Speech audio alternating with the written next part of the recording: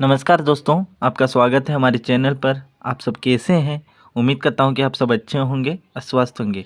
आज की इस वीडियो में हम लोग क्लास 10 के सवाल को बनाएंगे, ठीक है, और सीखेंगे कि प्रतिस्थापन विधि से वो कैसे हल किया जाता है, ठीक है। तो यहाँ पर दो समीकरण हैं, ठीक है, एक x जोड़ y बराबर 14 और दूसरा है x घटा y बराबर 4। तो हम इसमें x और y का वैल्यू निकालना है, ठीक है। ये पहला समीकरण है तो इसे हम समीकरण 1 लिखेंगे, ये दूसरा, इसे समीकरण 2, ठीक है। बोर्ड एग्जाम में कई बार प्रतिस्थापन विधि से समीकरण को हल करने के लिए पूछा जाता है, तो आप ये पक्का जरूर कर लीजिएगा किस तरह से इस सवाल को बना जाता है, आप देख लीजिएगा, ठीक है। तो प्रतिस्थापन विधि में बेसिकली होता क्या है कि समीकरण 1 या समीकरण 2 का, ठीक है, मान लीजिए समीकरण 1 का ही, समीकरण का 1 के x और y के वैल्यू को, या तो समीकरण x का वैल्यू या समीकरण y, ठीक है, समीकरण x के या y के वैल्यू को समीकरण 2 में प्रतिस्थापित करते हैं। या आप ऐसे समझिए कि समीकरण 2 में x और y है, तो समीकरण 2 के x या y के वैल्यू को समीकरण 1 में प्रतिस्थापित करते हैं, ठीक है। तो इसी को कहते हैं प्रतिस्थापन विधि। चलिए अभी आपको सिखाएंगे, आप आसानी से सीख जाइएगा, ठीक है। सबसे पहले हम यहाँ पर सॉल्यूशन लिखेंगे। तो सबसे पहले हम लिखेंगे समीकरण 1 से, ठीक है, समीकरण 1 से। समीकरण 1 में क्या है, तो x जोड़ y बराबर 14 है, ठीक है, x जोड़ y बराबर 14। हम यहाँ पर क्या करेंगे, x को अकेला करना है, ठीक है, और ये जो जोड़ y जब बराबर की दूसरी ओर होगी तो ये घटा y हो जाएगी, ठीक है, घटा y, तो x बराबर 14 घटा y। तो ये जो x का वैल्यू है, इसी x के वैल्यू को समीकरण 2 में स्थापित करेंगे, मतलब रखेंगे, प्रतिस्थापित करेंगे, ठीक है। तो यहाँ पर मैं लिखूँगा समीकरण 2 में x का मान प्रतिस्थापित करने पर या रखने पर, आप दोनों में से कुछ भी लिख सकते हैं। रखने पर, मैंने यहाँ रखने पर लिखा, ठीक है। तो सबसे पहले समीकरण 2 लिखेंगे कि समीकरण 2 है क्या, तो x घटा y बराबर क्या है,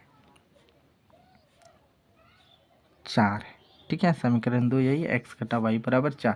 अब ये जो x का मान है इसी को हम यहाँ पर रखेंगे, ठीक है। तो x का वैल्यू कितनी है, 14 घटा y, तो हम यहाँ पर लिखेंगे x की जगह पर 14 घटा y, ये x का वैल्यू, ठीक है। उसके बाद इधर क्या है, घटा y है, घटा y को लिखेंगे बराबर इधर में 4 है। अब यहाँ पर समझना है, ठीक है, यहाँ पर बहुत इंपॉर्टेंट है समझना, ये जो इस जगह पर एक छिपा हुआ, ठीक है, ये जो y है ना, इस जगह पर एक छिपा हुआ, मतलब एक y के फॉर्म में, यहाँ पर भी एक छिपा हुआ है, ठीक है। तो 14 घटा एक y घटा एक y, समान समान चिन्ह रहती है ना, तो वो जुड़ जाती है, तो ये कितनी हो जाएगी, घटा 2y हो जाएगी, ठीक है, जुड़ जाएगी, तो वो माइनस का ही चिन्ह लगेगा, दोनों जगह माइनस है तो माइनस का ही चिन्ह लगेगा। समान समान चिन्ह रहने पर क्या होती है, जुड़ जाती है, वही चिन्ह लगती है। ये दोनों एक y 2y हो गया और माइनस का ही चिन्ह लगेगा, घटा 2y बराबर इधर में 4, ठीक है। अब देखिए ये जो 14 इस जगह पर प्लस का चिन्ह छिपा हुआ, इस जगह पर प्लस का चिन्ह, इस 14 को जब बराबर के दूसरे ओर करेंगे तो ये घटा 2y लिखेंगे बराबर इधर 4 ही तो अपनी ही हो रही, इस प्लस 14 को जब बराबर के दूसरे ओर करेंगे तो ये घटा 14 हो जाएगी, क्या हो जाएगी, घटा 14, ठीक है। अब देखिए घटा 2y बराबर यहाँ 4 घटा 14, इस 4 के आगे में ना प्लस चिन्ह छिपा हो, इस जगह पर प्लस चिन्ह छिपा हुआ, आप लिख भी सकते हैं, नहीं भी लिखेगा तो इस जगह प्लस का चिन्ह छिपा हुआ। तो देखिए जब भी अलग अलग चिन्ह रहती है, प्लस माइनस अलग अलग चिन्ह है, तो अलग अलग चिन्ह में घट जाती है, ठीक है। तो 14 में 4 घटा देंगे तो कितना बचेगा, 10 बचेगा ना, ठीक है, 10 बचेगा। अब इन दोनों में देखना है कि बड़ा अंक कौन सा है, दोनों में बड़ा अंक 14 है, 14 पर कौन सा चिन्ह है, माइनस, तो यहाँ माइनस लगाएंगे, ठीक है। समान समान चिन्ह रहने पर जुड़ जाती है और वही चिन्ह लगती है, और अलग अलग चिन्ह रहने पर, देखिए यहाँ अलग अलग चिन्ह है, तो अलग अलग चिन्ह रहने पर क्या होगी, घट जाएंगे। और उसके बाद देखा जाता है कि दोनों अंक में कौन बड़ा अंक, तो दोनों में अंक में बड़ा 14 है, तो इस पर माइनस का चिन्ह है तो माइनस का चिन्ह लगाएंगे। यहाँ जो चिन्ह रहेगी बड़ा में वही लगाना, तो यहाँ 14 बड़ा अंक है, इसमें माइनस का चिन्ह लगा तो माइनस लगाएंगे, ठीक है, कुछ ऐसा। अब इसके बाद देखिए यहाँ पर दोनों में माइनस माइनस, ये माइनस माइनस कट गई, तो 2y बराबर 10 ना, 2y बराबर 10। अब y के साथ 2 गुना हुई, इस जगह पर गुना छिपा हुआ, जब बराबर के दूसरे ओर करेंगे, ठीक है, बराबर के दूसरे ओर करेंगे तो ये भाग हो जाएगी, तो ये क्या होगी 10/2, ये 2 जो है नीचे हो जाएगी, मतलब भाग के फॉर्म में हो जाएगी। अब इसको कटा देंगे, 2 कम 2, 2 पंचे 10, ठीक है। तो इस तरह से देखिए y बराबर जो वैल्यू हमारा आ रहा वो 5 आ रहा है, एक वैल्यू आ गई y का वैल्यू, ठीक है। अब हमें x का वैल्यू निकालना है, तो x बराबर देखिए यहाँ पर लिखा है 14 घटा y, ठीक है। तो ये तो लिखेंगे यहाँ पर x बराबर 14 घटा y, ठीक है, 14 घटा y। तो देखिए x बराबर, ठीक है, x बराबर देखिए 14 घटा, और y का वैल्यू कितना निकला है, तो 5 निकाले हैं हम लोग, तो इस 5 को लिखेंगे। अब देखिए 14 में हम घटा 5 कर देंगे तो कितना बचेगी, कितना मान आएगी, तो 9 मान आएगी, ठीक है। तो इस तरह से x का वैल्यू हमारा कितना है 9, और y हम लोग कितना निकाले 5। यही होता है प्रतिस्थापन विधि, ठीक है। तो प्रतिस्थापन विधि बेसिकली कहा जाए तो उतना भी हार्ड नहीं है, अगर आप ध्यान से देखिएगा तो आसानी से बन जाएगी। देखिए यहाँ पर दूसरा नंबर का प्रश्न है s घटा t बराबर 3 है, और दूसरा है s/3 जो t/2 बराबर 6 है। तो ये जो s घटा t बराबर 3 है इसे हम समीकरण 1 लिखेंगे, ठीक है, इसको समीकरण 1 लिखेंगे। अब उसके बाद जो यहाँ पर ना ये बटे के रूप में है, तो इसको पहले तोड़ लेते हैं तब हम समीकरण 2 लिखेंगे, ठीक है। तो इसको पहले हम तोड़ लेते हैं। देखिए 3 और 2 का लघुत्तम निकालेंगे तो कितनी होगी, 3 और 2 का लघुत्तम होगी तो ये 6 मान आएगा, ठीक है, 6 मान आएगा। अब देखिए 3 से हम 6 को भाग देंगे, 3 से जब 6 को भाग देते हैं तो 2 बार में ये कटती है, मतलब भागफल 2 आता है, ठीक है, 3 दूना 6, भागफल 2। ये जो 2 है ऊपर में जो s है उसके साथ गुना करेंगे, तो 2 को s से गुना करेंगे तो क्या होगी 2s होगी, जोड़ का चिन्ह जोड़ देंगे। अब 2 से 6 को भाग देंगे, तो 2 से 6 को भाग देते हैं तो 3 बार में ये कटेगी, मतलब भागफल 3 आएगा, ठीक है, 2 तिया 6। तो 3 जो भागफल है ऊपर में t है उसके साथ गुना करेंगे, क्या होगी ये 3t बराबर 6।